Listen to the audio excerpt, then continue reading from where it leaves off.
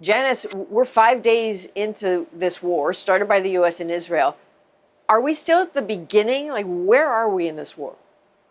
We are still at the beginning, or that's certainly what the Americans are saying, and that's certainly the way the Iranians are behaving. And Adrienne, you're seeing it get wider, and you're seeing it escalate as well up the ladder. But in the region, I think that's important for listeners to know. It is deepening and widening, but it is still contained to the region. You know, you talk about the scope of it, and it really can seem dizzying. And it seems striking as an observer that Iran can not only still fire its missiles and drones, but do so with some precision. It still has some targets. How long can it keep doing that? Because there's also this perception here that the pace of those strikes is slowing down a bit. That's the big question, Adrienne. And I think no one knows the answer for two reasons. Some of the missile launchers, especially for the big, important ballistic missiles, are hidden, and getting an accurate count is really hard. But I think there's a second factor, that some of these may be underground, and it is really difficult for intelligence to get an accurate count.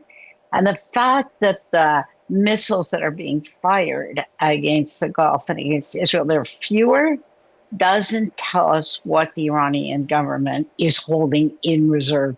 This is a war of survival for them.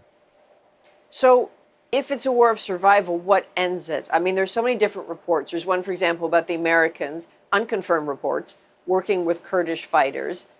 If that proves to be true, are we talking about boots on the ground like this that ends it? Or does somehow a back channel between Iran and the U.S. end it?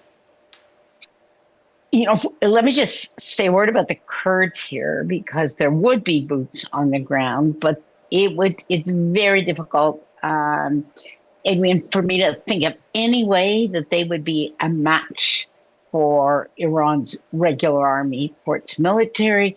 And this is really playing with fire, because these are minorities that are exposed, and this is tearing the ethnic fabric of Iran. So what ends this?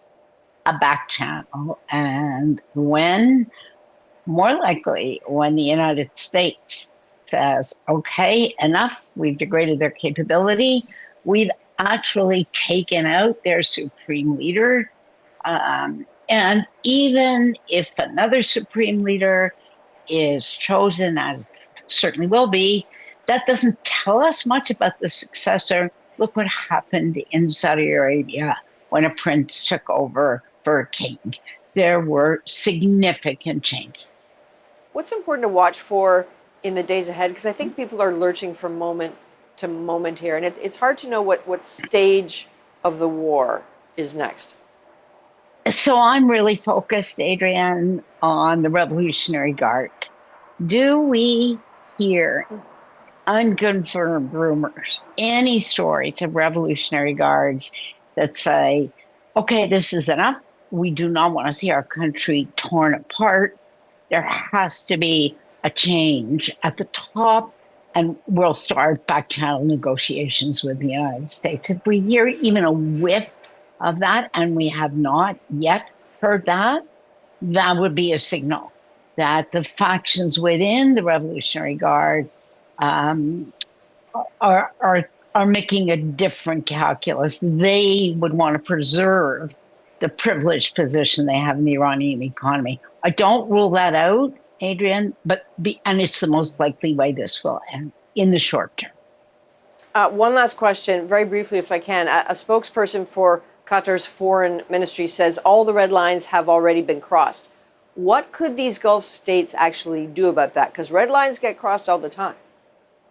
They do, but boy, what I'm hearing from the Gulf and from people I know in the Gulf, they are really angry, Adrienne. Saudi Arabia has a very capable Air Force that has been supplied by the United States, top end.